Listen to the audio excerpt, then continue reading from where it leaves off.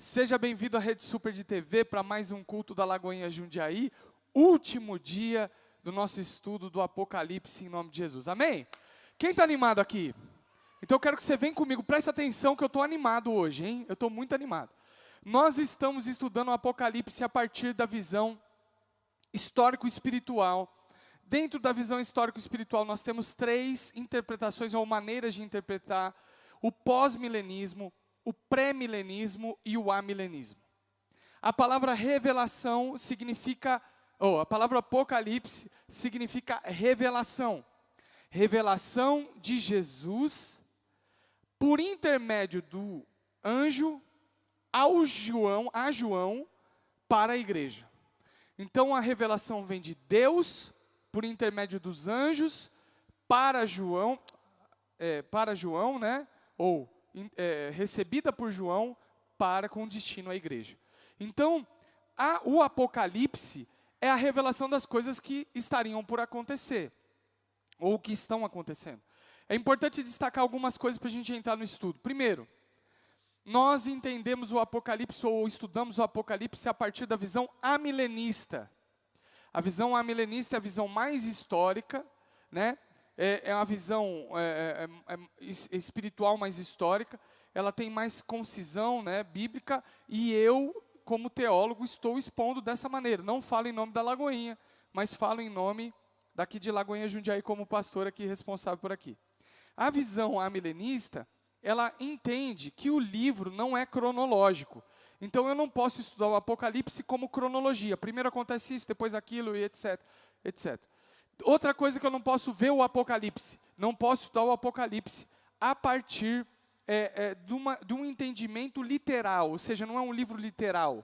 Não é o gafanhoto, que, né, eu falo todas as vezes isso, não é o gafanhoto que emergiu da terra, o dragão que saiu do mar, não é literal. Caiu o exército celeste do firmamento, ou seja, o sol caiu sobre a terra, não é literal. As estrelas caíram sobre a terra, não é literal.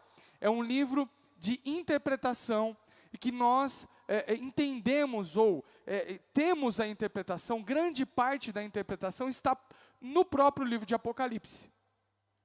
E a gente viu isso. Nós vimos também que o amilenismo fala sobre 7 paralelos.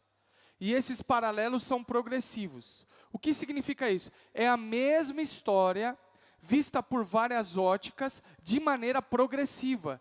Cada vez mais intensa, até que aconteça de maneira derradeira.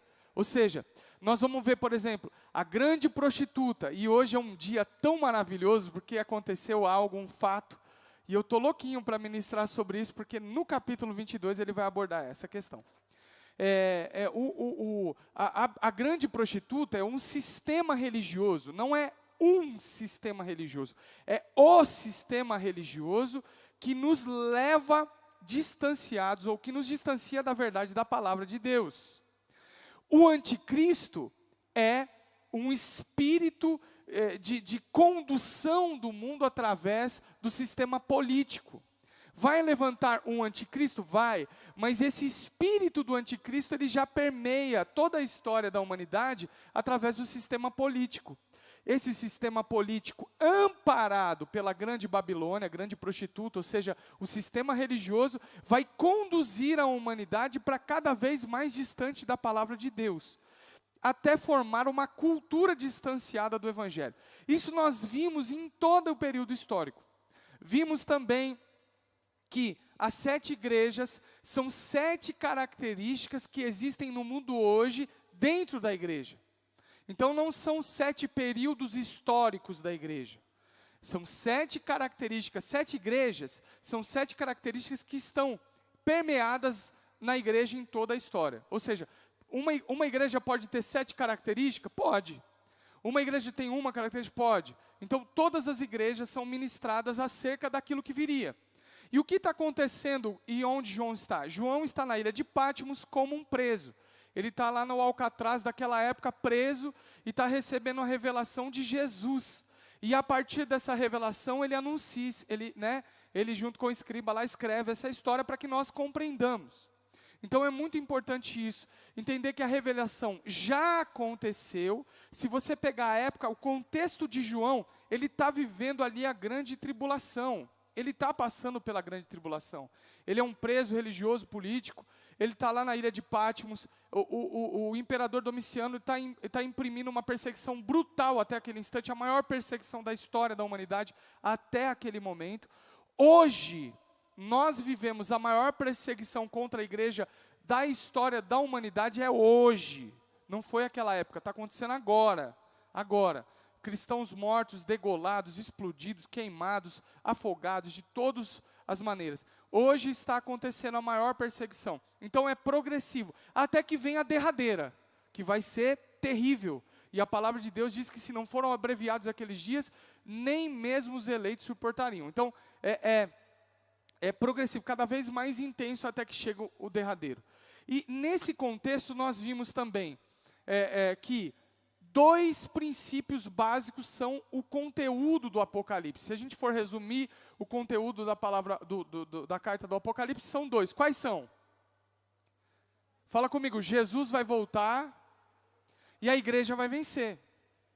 Então é esse o conteúdo da carta do Apocalipse, para a gente entender. Nós vamos ser perseguidos, vai haver perseguição, vai haver grande batalha, mas Jesus vai voltar e a igreja vai vencer. E aí, a partir do capítulo 9, começa a propor para nós uma polaridade entre os salvos e os não salvos. É clara essa polaridade. Então, o livro do Apocalipse, ele não só instrui o crente, como confronta aquele que está em pecado. Ele é o confronto. Olha, se não houver conversão, se não houver arrependimento, há condenação. Há condenação. Então, ele vai propondo essa polaridade até o capítulo 20. No capítulo 21, no capítulo 20 nós falamos sobre os 1000 anos. Então há visões que falam que o 1000 anos vai ser na terra literal, e a palavra de Deus não diz isso em lugar nenhum. Nós estudamos aqui que os 1000 anos são, como o livro não é cronológico nem literal, os 1000 anos é um período compreendido desde a primeira vinda de Jesus até a sua segunda vinda, a sua volta. É esse período que compreende o milênio e a igreja reina com Cristo. E o diabo está solto com amarras, ou seja, ele tem um poder limitado. Vai chegar um período realmente que ele vai ter o poder total, e depois desse período, Jesus vem, arrebata a igreja, julgamento, juízo final. Aí nós chegamos na Nova Jerusalém, ou seja, a coroa para aqueles no capítulo 21 que ficaram com Jesus e a condenação daqueles que não creem em Cristo. E aí assim nós chegamos no último capítulo, no capítulo 22. Eu quero que você pegue a Bíblia agora comigo, nós vamos ler. O que ele vai falar no capítulo 22? Ele vai propor a mesma polaridade, os salvos e não salvos, mas ele vai começar a descrever algo muito interessante, né? No capítulo 21 a gente viu que a Nova Jerusalém que descia do céu é a igreja que está sendo estabelecida para reinar junto com ele, para viver com ele. E no capítulo 22 ele começa lá. Então o anjo me mostrou o rio da água da vida, que claro como cristal, fluía do trono de Deus e do Cordeiro. Presta atenção. Olha aqui para mim. A revelação é de Deus, trazida por um anjo, até João, para a igreja.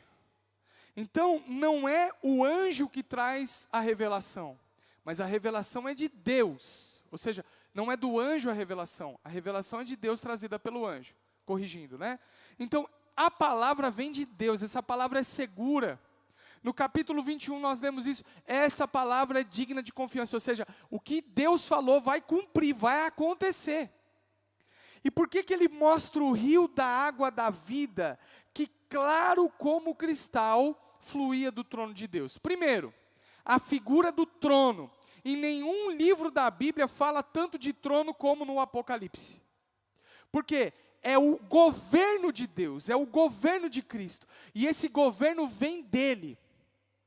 O governo é total nas mãos dele, ou seja, ele tem o governo da vida, ele tem o governo da história, ele tem o governo do mundo e tem o governo do relacionamento entre Deus e os homens, ou seja, ele comanda, ele é soberano. Diga para quem está do seu lado, ele é soberano.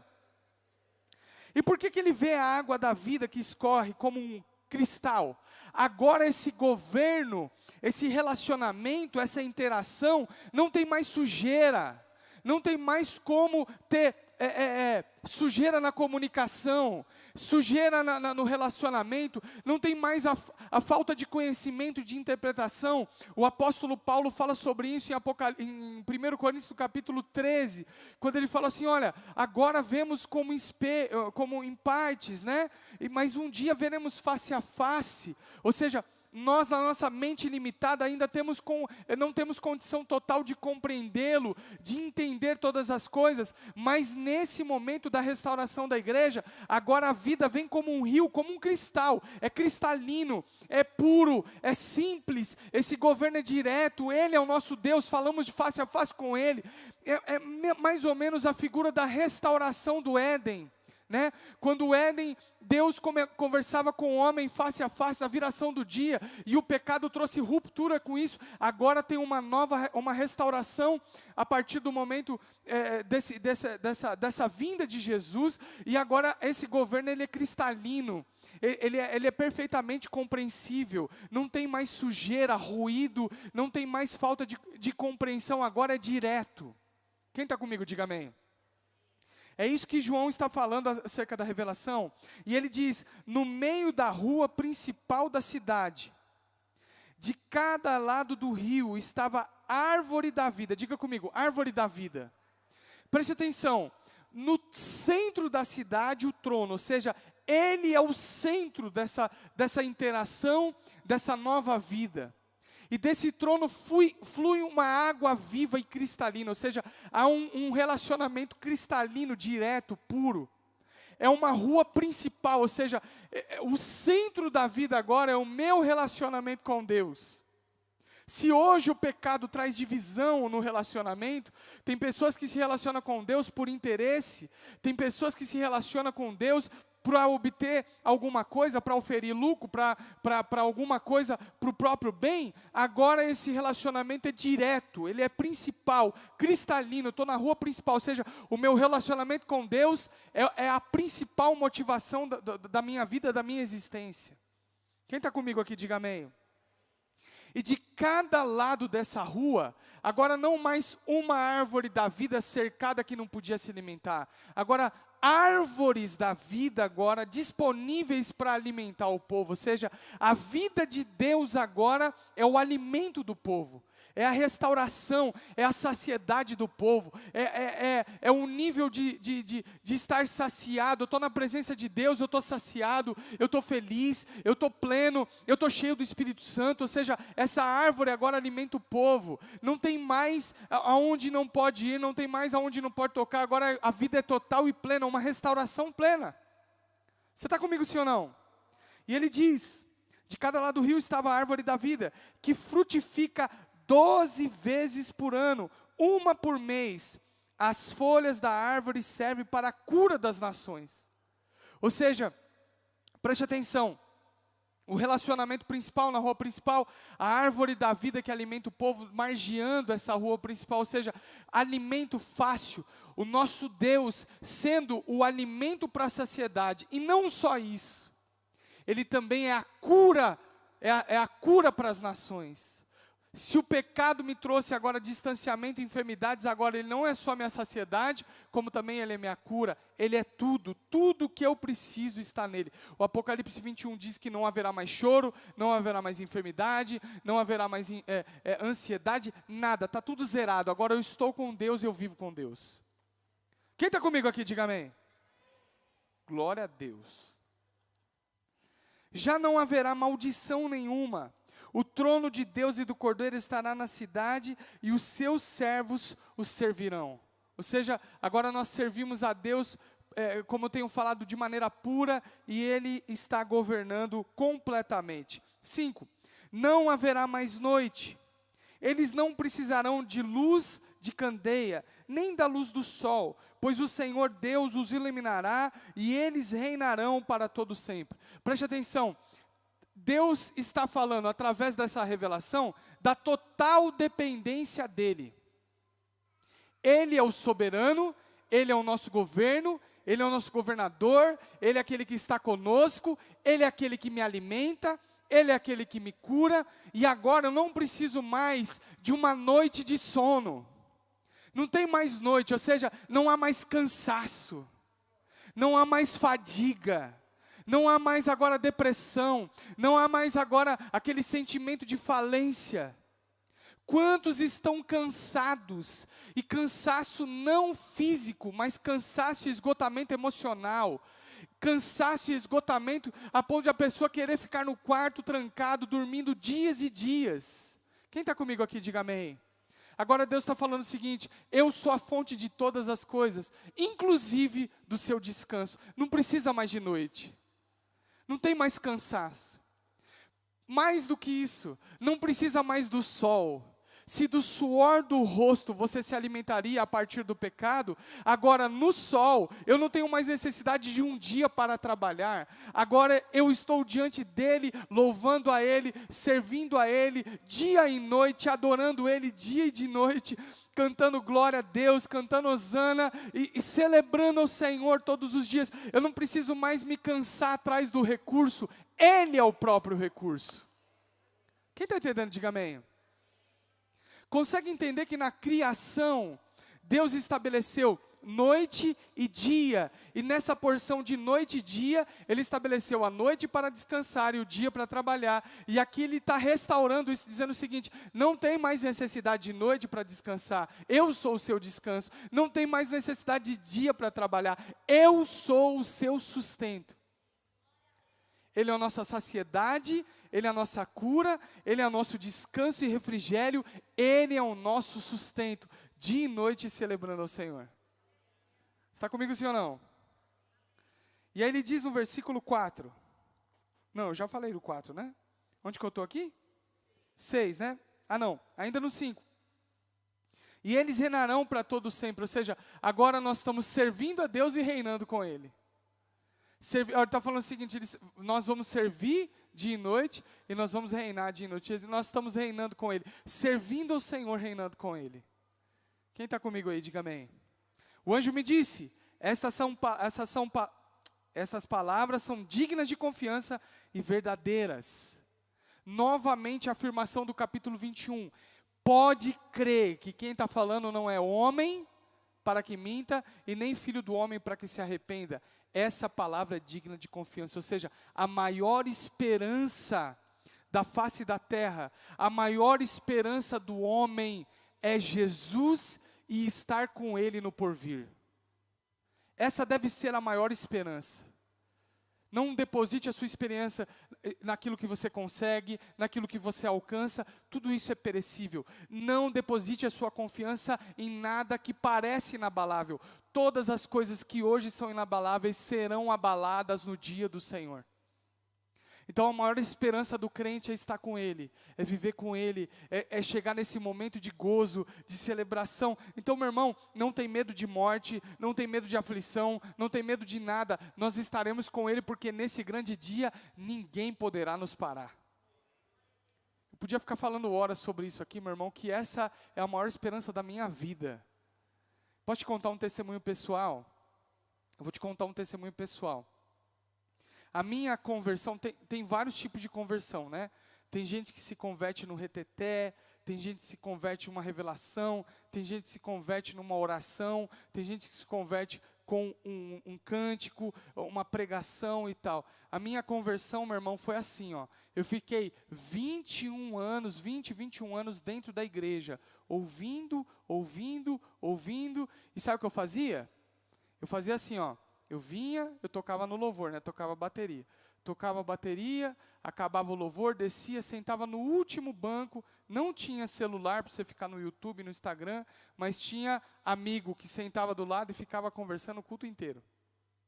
E aí eu ficava ouvindo aquilo, nada mudou a minha vida. Tem gente que diz assim com orgulho: eu nasci em berço evangélico, né? Eu nasci em berço cristão. E daí? O que isso muda? Eu também nasci em berço cristão. Fiquei 21 anos no mundo dentro da igreja. Quem está comigo aqui, diga amém. Meu irmão, eu garanto para você, eu não tinha vida com Deus e nem a vida de Deus habitava em mim. estava no mundão. E assim, ministrei louvor, toquei bateria, fui líder de jovens, líder de adolescente, e cresci, fui líder da juventude, e fui diácono. Não conhecia Deus, meu irmão. Quem está comigo aqui, diga amém.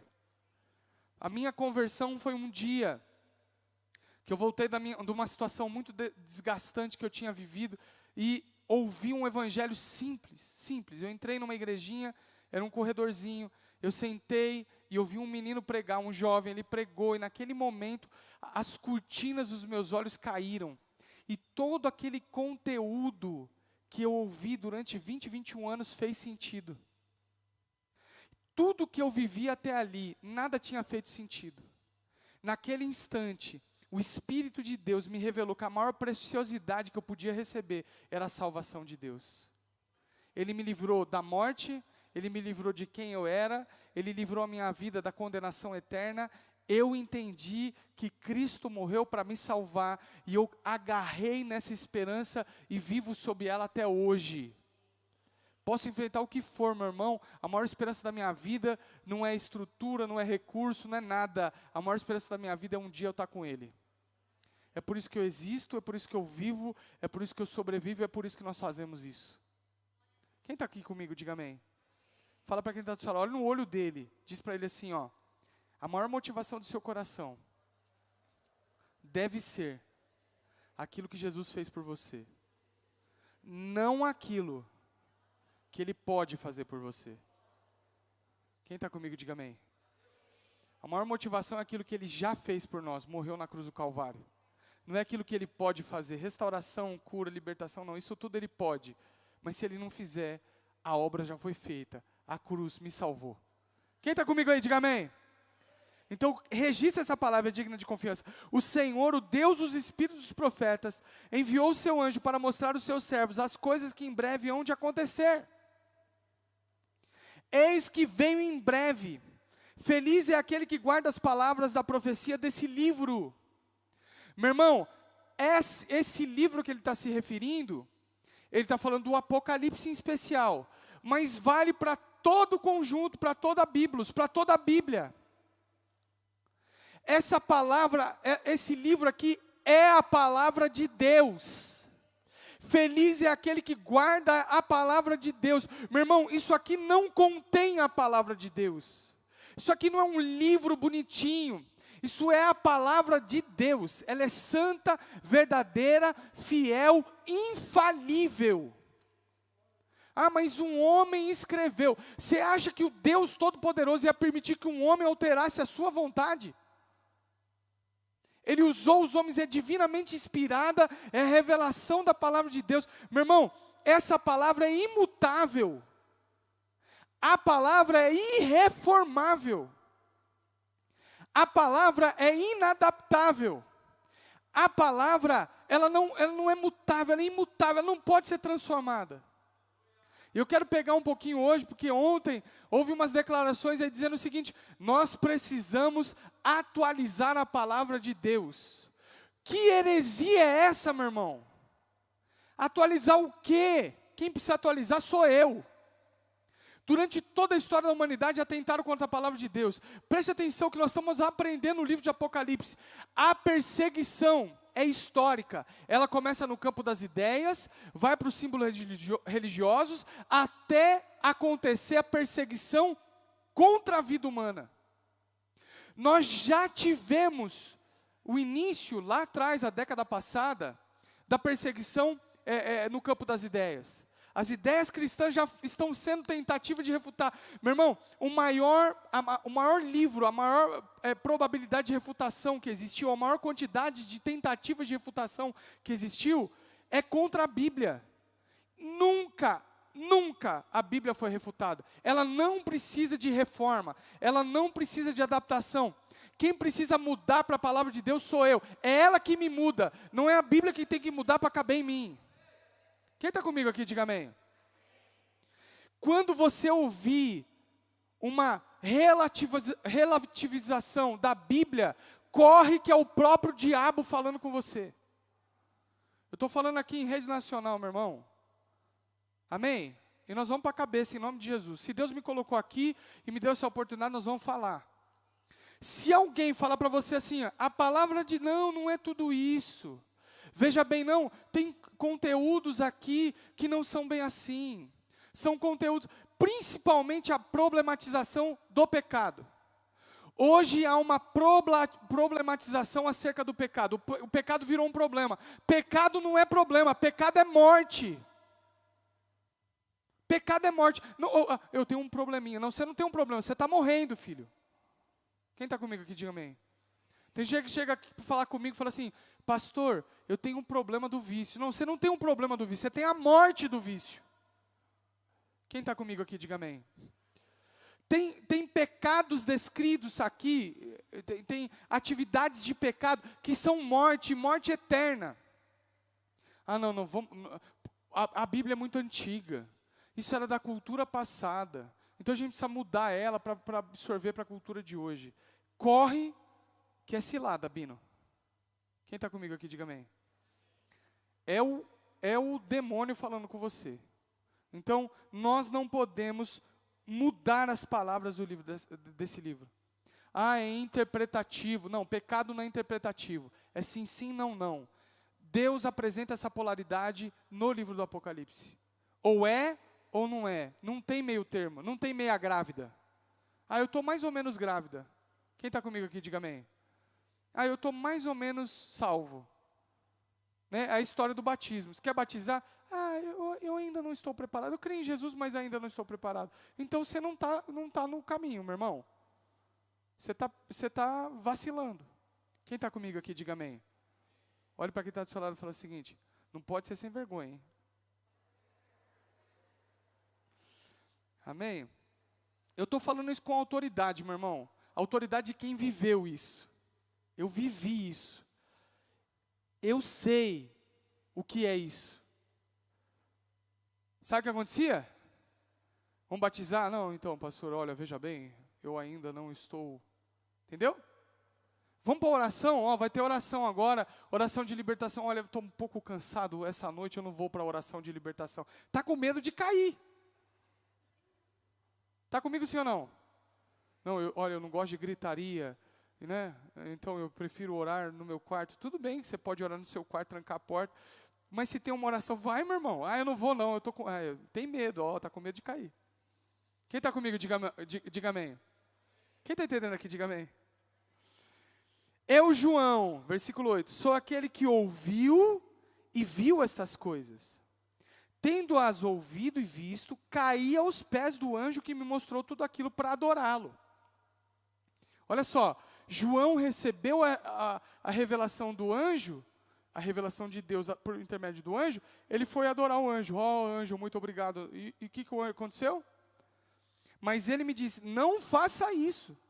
Sou seu servo como vocês e seus irmãos, os profetas, e como os que guardam as palavras deste livro. Adore a Deus. O anjo falou o seguinte, eu também conheço as palavras deste livro. Eu não posso dividir a glória de Deus com ninguém. Quem está aqui comigo, diga amém. Presta atenção que eu vou te dizer. Você quer se perder, é você adorar um profeta. Não, vamos atrás lá do profeta, porque o profeta sabe até RG, CPF, culto da revelação.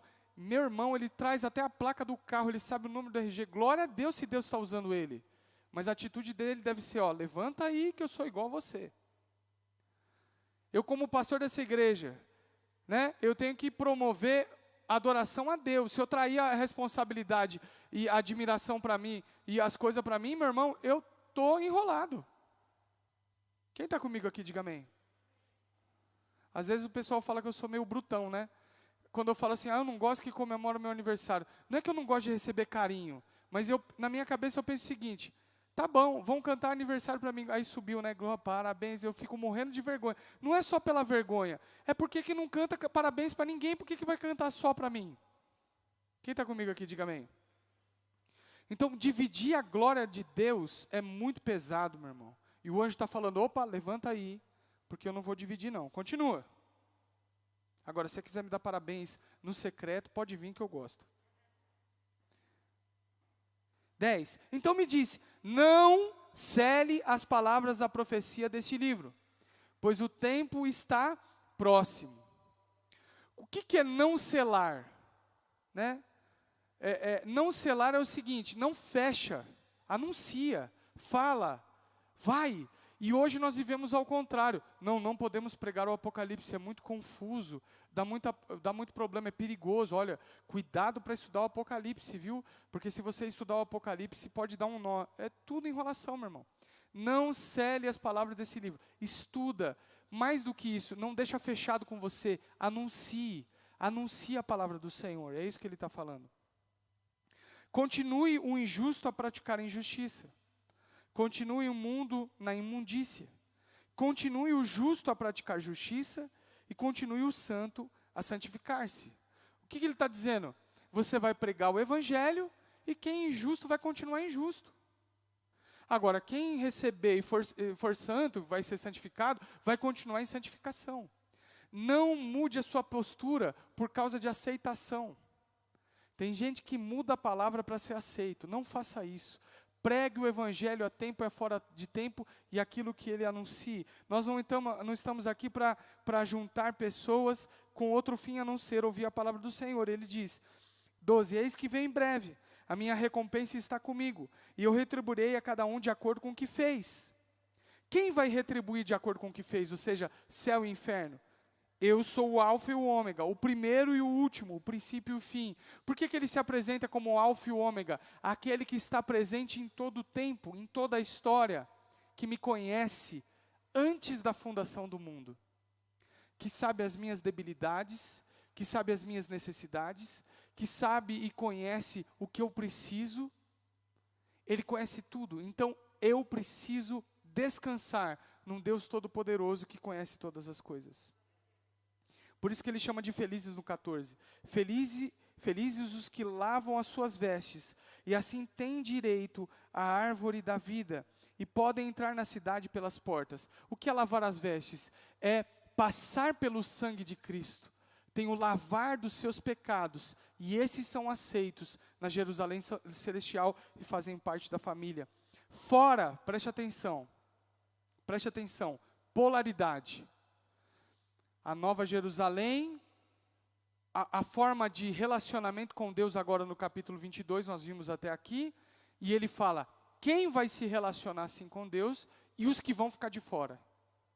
Note que não há nenhuma variação, relativização, não há nada que fica meio, não, olha, esses aqui não vão entrar no reino de Deus, mas pode ser que pelo tempo e o contexto, agora está diferente, então agora eles são aceitos, não existe isso. É sim, sim, não, não. E quem são eles? Fora ficarão os cães. Né? Um dia eu estava lendo esse texto, e a minha filha mais novinha estava junto. E eu lendo com ela gosta de ler a Bíblia, ela gosta de ler. E ela, fora ficam os cães. E ela era menorzinha, e ela é apaixonada por cachorrinho. E ela falou, meu Deus, os cachorrinhos não vão para o céu, pai? Não, não é isso. Fora ficam os cães. Aquela época, os cães não eram como hoje. Naquela época de Jesus, né, do Império Greco-Romano, o cão só servia para uma coisa. Ou ele era um cão molosso. Quem conhece cão aqui, gosta de cão? Molosso é aquele cão grande e peludão, sabe? Mastife napolitano e tal. Ou era um molosso que ia para a guerra, servia para a guerra, para destruição, ou ele era considerado o que a gente considera hoje vira-lata. Nojento, cheio de pulga, que rouba, e que é traiçoeiro, e que morde, porque naquela época não tinha cães em quantidade domesticados, então a maioria dos cães eram meio que selvagens e traiçoeiros. Então quando ele fala que fora ficarão os cães, ele está dizendo, fora ficarão os enganadores, os desprezíveis, eu usei a palavra, agora esqueci, Felipe, aí, me ajuda aí. Os traiçoeiros, muito bem, glória a Deus, os traiçoeiros. Ele está falando sobre isso. Continua. Os que praticam feitiçaria. O que é feitiçaria?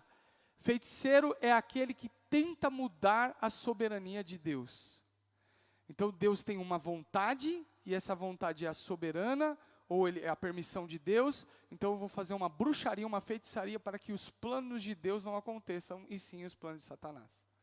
Quem está comigo aqui, diga amém. Eu vou tomar banho de arruda e de sal grosso para conseguir um homem e ele ficar casado comigo para sempre. Eu estou falando sério. Eu vou fazer uma macumba aqui para eu ficar rico. Eu vou fazer uma oferenda para minha esposa ficar comigo pro resto da vida, né? Eu vou fazer um trabalho aqui para que eu enriqueça, o fulano saia da posição dele e eu assuma a posição dele. Quem está comigo, diga amém. Feitiçaria, bruxaria. Dentro da feitiçaria está a rebeldia. Rebeldia é quando eu sou rebelde contra Deus.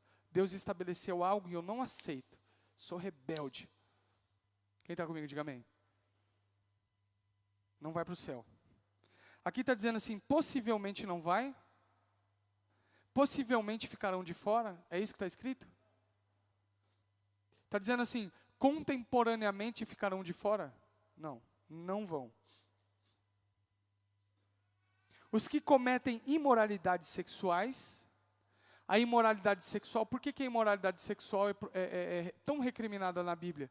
Porque a imoralidade sexual é a mesma coisa que a idolatria. Né? O sexo foi feito para o casamento, é o próprio casamento, e na atividade sexual, a celebração de Deus. Os jovens tampam os ouvidos e os casados acendam. Então, quem é casado e está na sua atividade sexual, você está adorando a Deus, e Deus participa. Nossa, pastor, isso é chocante. É isso mesmo. Agora, quando eu estou na prática do pecado, tem um espírito que está sendo adorado, e não é o Espírito de Deus. Quem está comigo?